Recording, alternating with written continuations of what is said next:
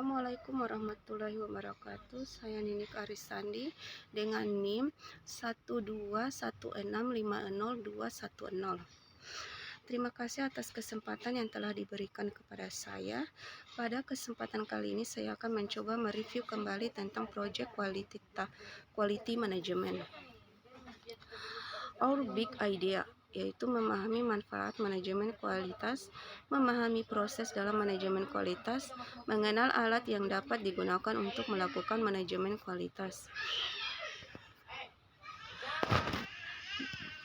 Definisi: manajemen kualitas proyek adalah proses yang dilakukan untuk menjamin proyek dapat memenuhi kebutuhan yang telah disepakati melalui aturan-aturan mengenai kualitas, prosedur, ataupun guidelines.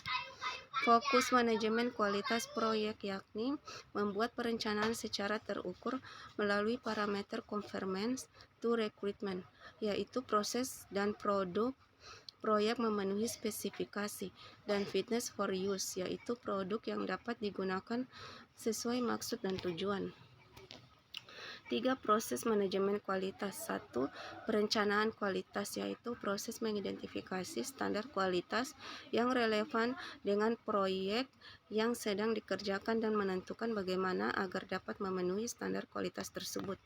Kemudian penjaminan kualitas, menjalankan apa yang sudah direncanakan untuk menjamin bahwa tim proyek sudah menjalankan semua proses yang dibutuhkan untuk memenuhi standar kualitas yang relevan.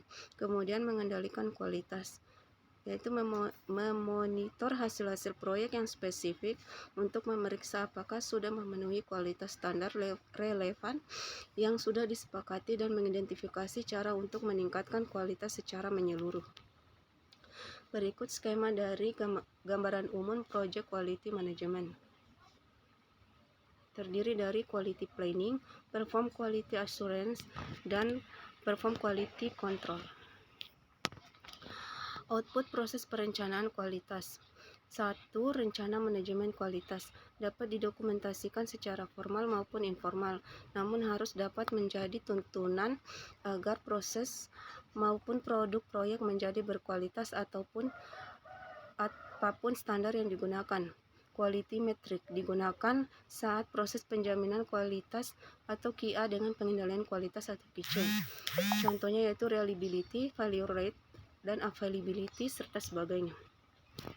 Proses output proses perencanaan kualitas terdiri dari quality checklist, daftar hal-hal yang harus dilakukan dalam rangka memenuhi kualitas proyek, yaitu proses improvement plan, quality baseline, project management plan, atau update. Penjaminan kualitas. Proses ini dilakukan dalam rangka menjamin peningkatan yang terus-menerus dari berbagai aspek sehingga penggunaan sumber daya proyek dapat seefektif dan seefisien mungkin. Proses ini berlangsung secara iteratif dengan cara membuang semua aktivitas yang tidak memberi nilai tambah. Tujuannya agar proses berjalannya aktivitas merupakan aktivitas yang berkualitas. Berikut merupakan alat penjamin kualitas, yaitu Cost Benefit Analysis, Design of Experiment, Quality Audit, Proses Analisis, dan sebagainya. Output penjaminan kualitas terdiri dari requested change, yaitu perubahan yang dilakukan agar terjadi peningkatan secara efektif dan efisien dari aturan, prosedur, dan proses dalam proyek, sehingga memberikan keuntungan lebih banyak bagi setiap stakeholders. Kemudian recommended corrective action merupakan penjabaran lebih detail berdasarkan requested change, organizational process asset, serta update management plan. Pengendalian kualitas dilakukan untuk memonitor agar produk yang dihasilkan merupakan produk yang berkualitas. Dilakukan setelah ada produk yang dihasilkan oleh proyek dapat berupa produk pada milestone ataupun produk akhir proyek. Output utama pengendalian kualitas. 1. Keputusan baik atau tidaknya proyek berjalan berdasarkan baseline quality ataupun rencana pengendalian. 2.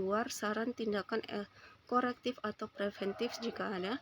Yang ketiga, saran perbaikan aturan, prosedur, ataupun proses.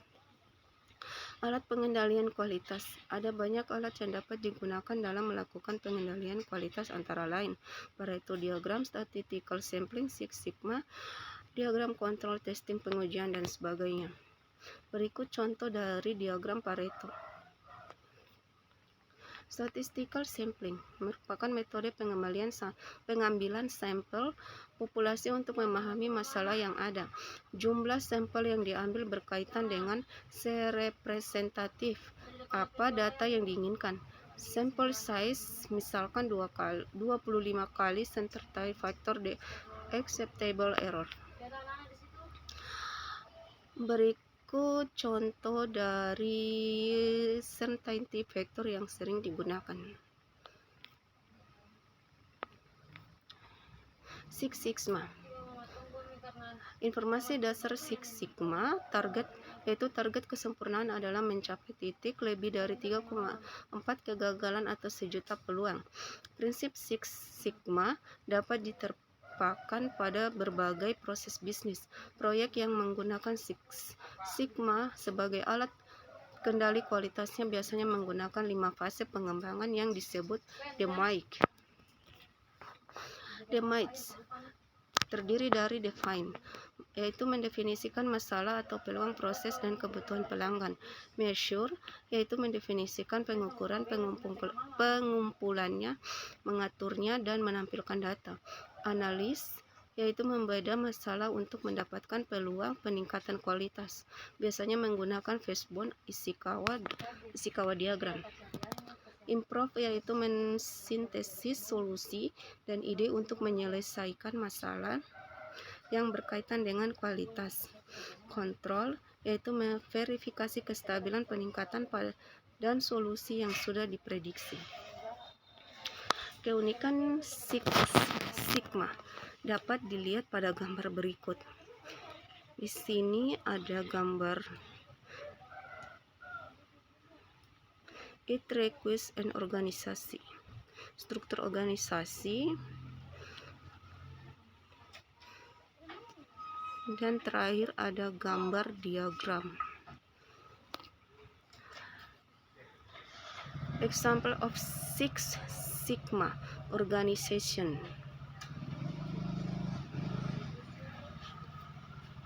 Six Sigma dan manajemen proyek terdiri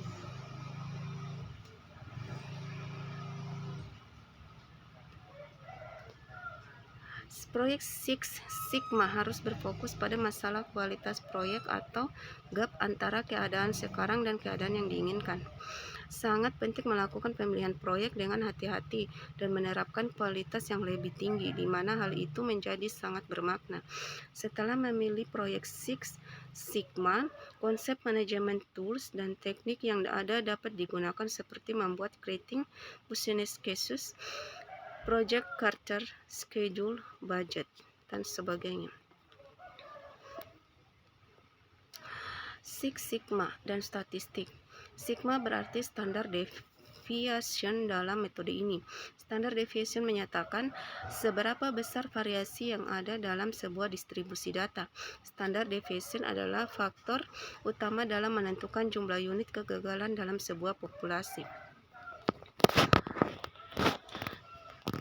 Standar deviasi merupakan yaitu standar deviasi kecil menyatakan data berkumpul di sekitar pusat data dan hanya ada sedikit variasi dari data tersebut.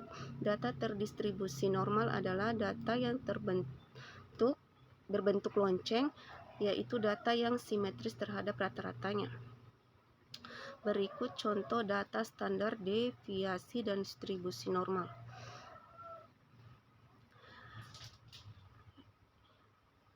Six Sigma dan defective units. Tabel konversi Six Sigma. Berikut contoh dari Ishikawa diagram.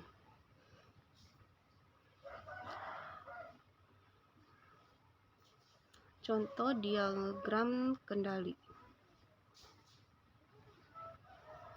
Testing atau pengujian. banyak digunakan dalam proyek-proyek IT. Banyak profesional IT yang melakukan testing hanya di bagian akhir pembuatan produk. Testing seharusnya dilakukan pada tiap tahapan dalam siklus hidup pembangunan produk. Berikut testing tasks in the software development life cycle. Gantt chart for building testing into a system development project plan. Sekian dan terima kasih review dari saya. Wassalamualaikum warahmatullahi wabarakatuh.